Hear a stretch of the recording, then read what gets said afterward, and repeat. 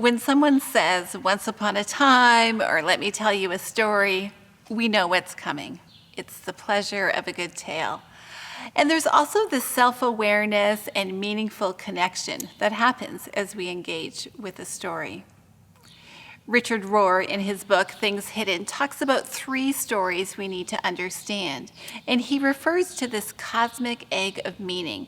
And it's a term that he borrows from a child psychologist named Joseph Chilton Pearce. And the idea is that there are 3 domes or stories that we live in: my story, our story, and the story.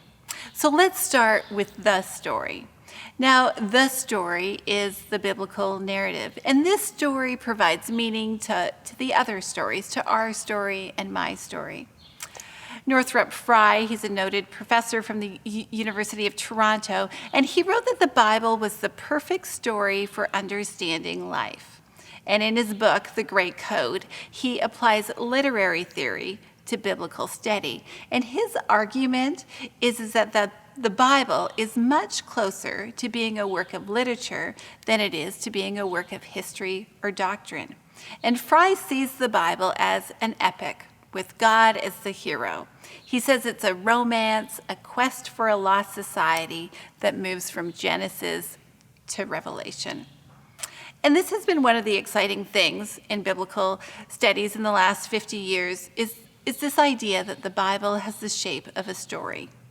In 1958, J.I. Packer said that we must allow Scripture to tell us its own literary character, and so as a result, narrative gained some respect rather than just propositional truth. Eugene Peterson described the Bible as an immense, sprawling, capacious narrative. And it was N.T. Wright who first divided the biblical story into 5 acts: creation, sin, Israel, Christ, and the church.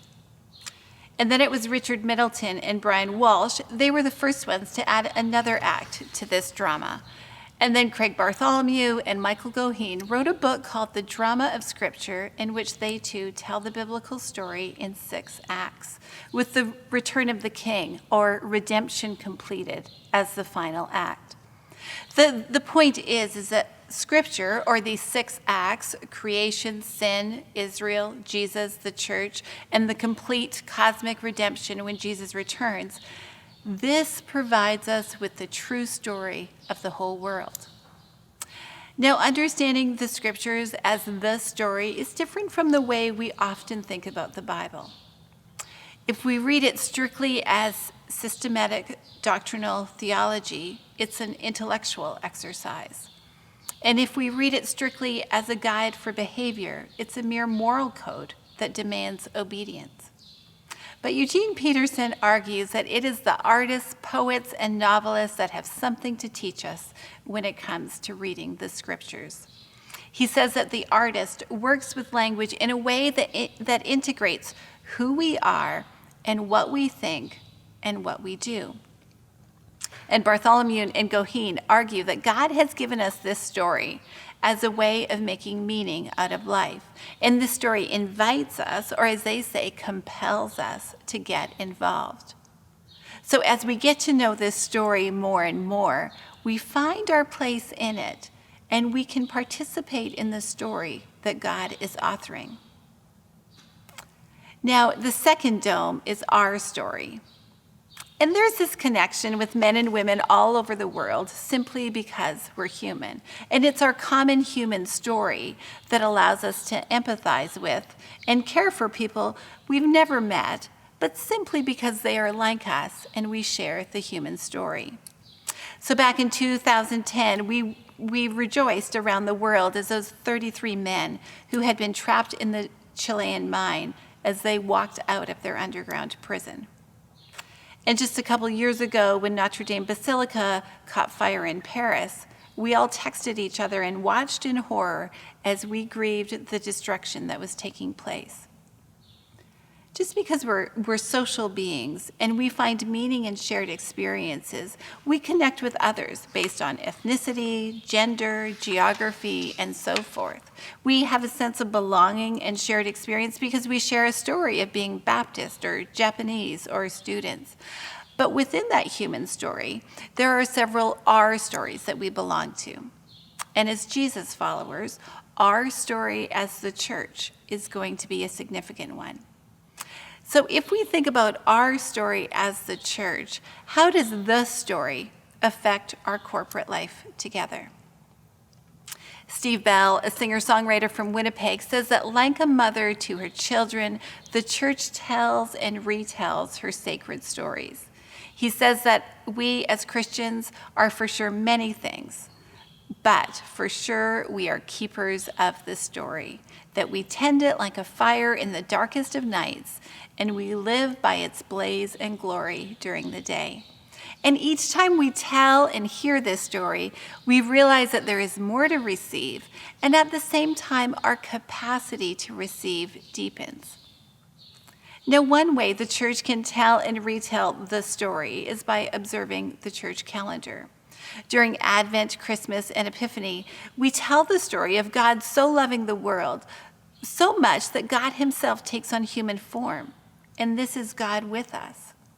And then during Lent and Easter, we remember that sin has brought death into our world, and Jesus' death and resurrection deals with sin, and we know that God is for us. And then as we tell the story of Pentecost, we remind each other that God is in us. And then framed by the incarnation and resurrection, ordinary time then is all about living in this post-resurrection, spirit-filled world, and answering God's call to love the world and to participate with God as God redeems the world. This is God through us. So the church calendar is an invitation for us as the church to keep the story central, and for us to take our own place in this great drama of God's love and redemption for the world, as Bobby Gross says in Living the Christian Year. So as we live our story as the church, with the biblical narrative or the story central to our worship and life as a community, this has implications for all of us. For the preachers, it means that we have to think about how we preach. Now, in the 1950s, authoritative preaching was applauded, but now in Kelvin Miller's words, he says preaching will require a fierce kind of bravery, a courage that renames pastors as prophets and anoints the authority of the word with the oil of truth. Now, great preaching has always been dialogical rather than a monologue, but expository preaching doesn't always seem that way. It sometimes seems as it's a lecture that we listen to. However, narrative preaching is a story-saturated, image-driven sermon. And Miller argues that preachers are to be artists who make the scriptures come alive with metaphor and image. And not only are metaphor and story a legitimate form of exposition, but it may actually be preferable because it's more memorable and more invitational. So as preachers, we tell the story of God, and we invite listeners to know and discover their own role in this drama. So what are the implications for worship leaders? Now, just like preachers, it means that our worship is based on the biblical narrative. And as we retell the story in our corporate worship, we can pull from the history of the church and from other church traditions. Because we as the church share our story with our brothers and sisters throughout history, there's this chronological connectivity that puts us in touch with the historical church. And so we have these rich resources available to us. We have creeds from the medieval times. We have hymns from the Reformation. We have prayers from the saints throughout history. And then if we have a sense of ecumenical humility, we can also learn from those outside of our own denomination. We can learn how to incorporate silence into our worship services from our Orthodox brothers and sisters. We can appreciate the beauty of rote prayer from a Catholic prayer book, and we can learn the joy of celebration from our charismatic spiritual relatives. There's just not one way to tell this story. And even if our particular version of retelling the biblical narrative is good and true, it is still only a small slice of the pie, so to speak. The other pieces of the pie can offer us fresh ways of telling and living this story, whether that's Sabbath keeping or Lectio Divina, inductive Bible study, passing the peace, and so on. The thing is this story, this biblical narrative is so rich and deep that we as worship leaders, we want to tell this story as fully and beautifully as possible, because it is the author of that story whom we worship. So what about our evangelists? Now, not that a narrative approach to evangelism or apologetics replaces other approaches, but it is a winsome and satisfying way to share the good news. Now, traditional approaches such as rational arguments may lack what Alistair McGrath refers to as imaginative depth and emotional intelligence. So stories may be a good way to share the gospel. While postmodern thinkers may reject the idea of a meta-narrative, they recognize the importance of narratives themselves, and perhaps even how our own narratives are centered around the focal narrative of Jesus. The truth is facts aren't enough. Truth isn't a guarantor of relevance, as McGrath says. So even if we can prove that the resurrection of Jesus took place, who cares? Sometimes evidential apologetics focuses on historical detail, but what about the bigger questions, like the meaning of life? So an approach to apologetics and evangelism that focuses on story can often be more engaging and meaningful and inviting. And good apologetics are always rooted in a deep and rich understanding of Christian theology, and thus the need to faithfully learn the story. So our story as the people of God is to know and live the story and invite others into this story. This is what the church is all about. So what about this third dome, my story? How does the story connect with my story? And my story is an important one. This is the story of you, and this is the story of me. And my story is deeply personal, highly subjective. This is what makes us who we are.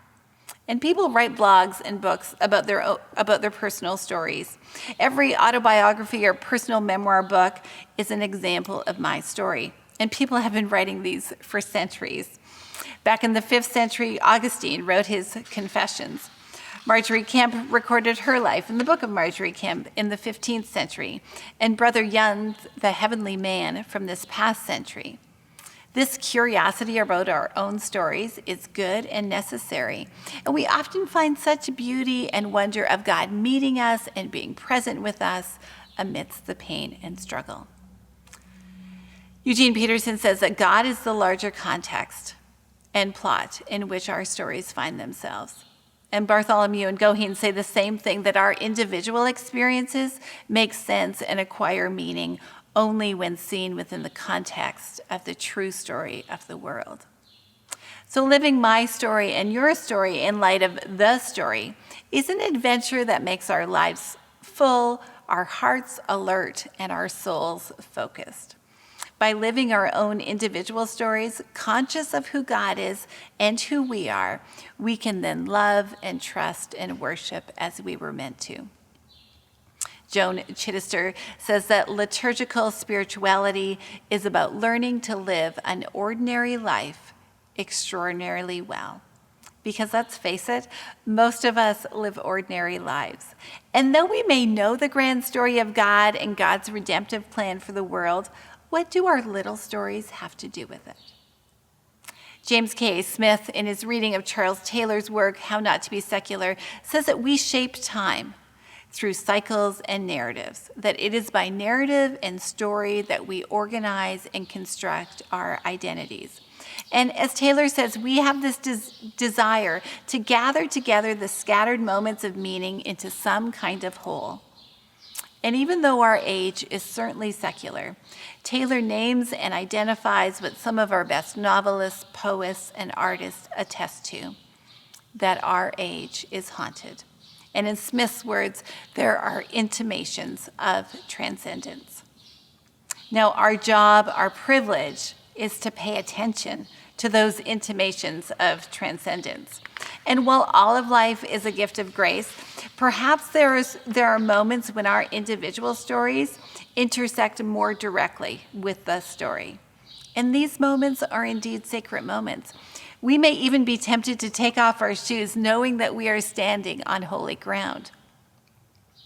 1 Samuel 7 tells the story of Samuel defeating the Philistines and building an altar as a remembrance of God's help. And it's where we get this phrase, Ebenezer stones, for Ebenezer is Hebrew for stone of help. And if we are careful to take notice, we will begin to recognize our own Ebenezer stones. Frederick Buechner invites us to stop and look and listen. And he says, become more sensitive, more aware, more alive to our own humanness and to the humanness of each other. Look with Rembrandt's eye, listen with Bach's ear. He says this is even what loving God is, paying attention, being mindful, being open to the possibility that God is with us in ways that we may not notice. Remember the liturgical calendar, God with us, God for us, God in us, God through us.